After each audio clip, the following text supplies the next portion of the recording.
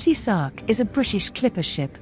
Built on the River Leven, Dumbarton, Scotland in 1869 for the Jock Willis Shipping Line, she was one of the last tea clippers to be built and one of the fastest, coming at the end of a long period of design development, which halted as sailing ships gave way to steam propulsion. The opening of the Suez Canal, also in 1869, meant that steamships now enjoyed a much shorter route to China, so Cutty Sark spent only a few years on the tea trade before turning to the trade in wool from Australia, where she held the record time to Britain for 10 years. Improvements in steam technology meant that gradually steamships also came to dominate the longer sailing route to Australia, and the ship was sold to the Portuguese company Ferreira and Company in 1895 and renamed Ferreira. She continued as a cargo ship until purchased in 1922 by retired sea captain Wilfred Doman, who used her as a training ship operating from Falmouth, Cornwall. After his death, Cutty Sark was transferred to the Thames Nautical Training College, Greenhithe in 1938, where she became an auxiliary cadet training ship alongside HMS Worcester. By 1954, she had ceased to be useful as a cadet ship and was transferred to permanent dry dock at Greenwich, London, for public display. Cutty Sark is listed by National Historic Ships as part of the National Historic Fleet, the nautical equivalent of a Grade 1 listed building. She is one of only 3 remaining original composite construction, wooden hull on an iron frame, clipper ships from the 19th century in part or whole, the others being the City of Adelaide, which arrived in Port Adelaide, South Australia on 3 February 2014 for preservation, and the beached skeleton of Ambassador of 1869 near Punta Arenas, Chile. The ship has been damaged by fire twice in recent years, first on 21 May 2007, while undergoing conservation. She was restored and was reopened to the public on 25 April 2012. On 19 October 2014 she was damaged in a smaller fire. Cutty Sark whiskey derives its name from the ship. An image of the clipper appears on the label, and the maker formerly sponsored the Cutty Sark Tall Ships race. The ship also inspired the name of the Saunders Roe Cutty Sark flying boat.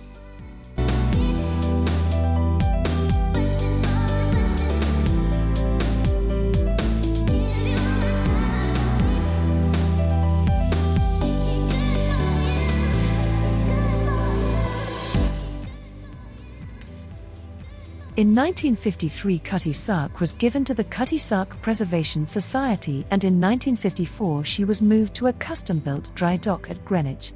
She was stripped of upper masts, yards, deck houses and ballast to lighten her before being towed from the East India Import Dock to the special dry dock at Greenwich. The skipper on this occasion was 83-year-old Captain C.E. Irving, who had sailed the world 3 times in her before he was 17. The river pilot was Ernest Coe. Thereafter the entrance tunnel to the dry dock was filled in, the river wall rebuilt and the work of re-rigging began. The foundation stone of the dry dock was laid by the Duke of Edinburgh, patron of the Cutty Sark Preservation Society, in June 1953. The restoration, re-rigging and preparation for public exhibition was estimated to cost £250,000. Cutty Sark was preserved as a museum ship and has since become a popular tourist attraction and part of the National Historic Fleet. She is located near the centre of Greenwich, in southeast London, close aboard the National Maritime Museum, the former Greenwich Hospital, and Greenwich Park. She is also a prominent landmark on the route of the London Marathon. She usually flies signal flags from her ensign halyard reading JKWS, which is the code representing Cutty Sark in the International Code of Signals, introduced in 1857. The ship is in the care of the Cutty Sark Trust, whose president, the Duke of Edinburgh, was instrumental in ensuring her preservation when he set up the Cutty Sark Society in 1951. The trust replaced the society in 2000. She is a Grade I listed monument and was on the Buildings at Risk register following the 2007 fire. The gallery beneath the ship holds the world's largest collection of ship's figureheads, donated to the Society by Sidney Cumbers in 1953. Cutty Sark Station on the Docklands Light Railway is 1 minute's walk away, with connections to central London and the London Underground. Greenwich Pier is next to the ship, and is served by scheduled river boats from piers in central London. A tourist information office stands to the east of the ship.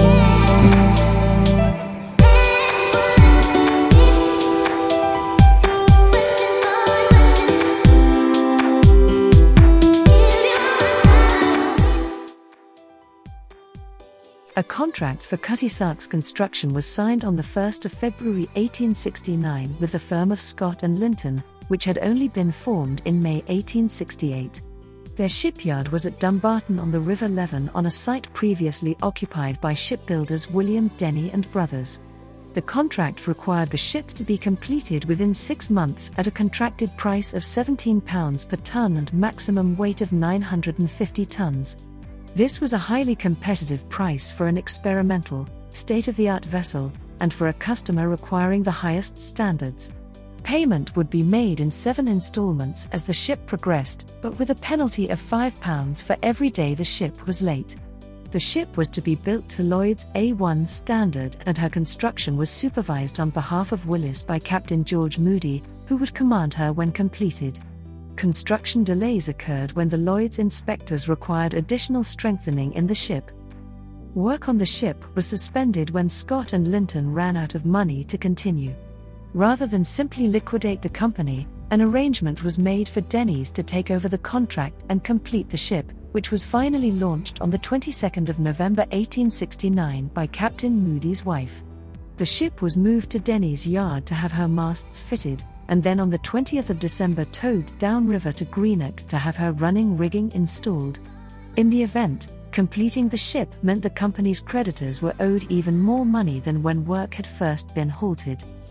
Cutty Sark's length was 212 feet 5 inches, 64.74 meters, with a draft of 21 feet, 6.40 meters, and a deadweight of 921 tons. Broadly, the parts of the ship visible above the waterline were constructed from East India teak, while American rock elm was used for the ship's bottom. The stem, 15 in x 15 in, 38 cm x 38 cm, and sternpost, 16.5 in x 15 in, 42 cm x 38 cm, were of teak, while the rudder was of English oak. The keel was replaced in the 1920s with one constructed from 15 in, 38 cm, pitch pine. The deck was made of 3.5 in, 8.9 cm, thick teak, while the tween deck was 3 in, 7.6 cm, yellow pine. The keel, 16.5 in x 15 in, 42 cm x 38 cm, had on either side a garboard strake, 11 in x 12 in, 28 cm x 30 cm, and then 6 in, 15 cm, planking decreasing to 4.75 in, 12.1 cm, at 1/5 the depth of the hold. Teak planking began at approximately the level of the bilge stringer. The hull was covered by Munt's metal sheeting up to the 18 feet, 5.5 meters, depth mark, and all the external timbers were secured by Munt's metal bolts to the internal iron frame. The wrought iron frame was an innovation in shipbuilding. It consisted of frames, vertical, beams, horizontal, and cross-bracing, diagonal members.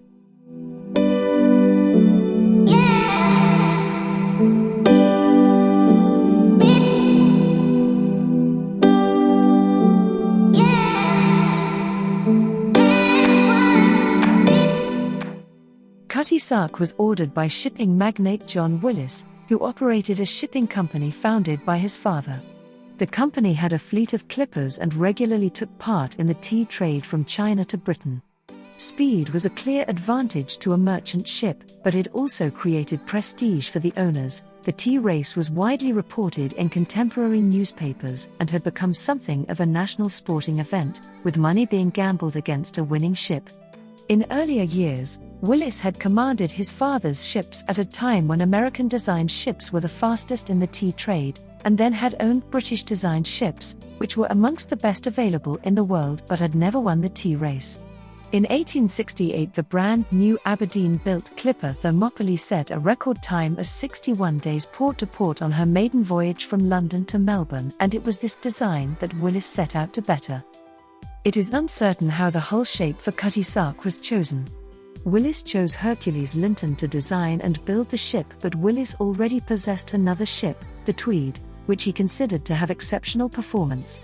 The Thbd, originally Punjaub, was a frigate designed by Oliver Lang based on the lines of an old French frigate built in Bombay for the East India Company as a combination sail/paddle steamer. She and a sister ship were purchased by Willis, who promptly sold the second ship plus engines from the Thbd for more than he paid for both. The Thbd was then lengthened and operated as a fast-sailing vessel, but was considered too big for the tea runs. Willis also commissioned 2 all-iron clippers with designs based upon the Thbd, Halloween and Blackadder. Linton was taken to view the Thbd in dry dock. Willis considered that the Thbd's bow shape was responsible for its notable performance, and this form seems to have been adopted for Cutty Sark. Linton, however, felt that the stern was too barrel-shaped and so gave Cutty Sark a squarer stern with less tumble-home. The broader stern increased the buoyancy of the ship's stern, making it lift more in heavy seas, though it was less likely that waves would break over the stern and over the helmsman at the wheel. The square bilge was carried forward through the center of the ship. Cutty Sark was given masts that followed the design of the Thbd, with similar good rake and the foremast on both placed further aft than usual.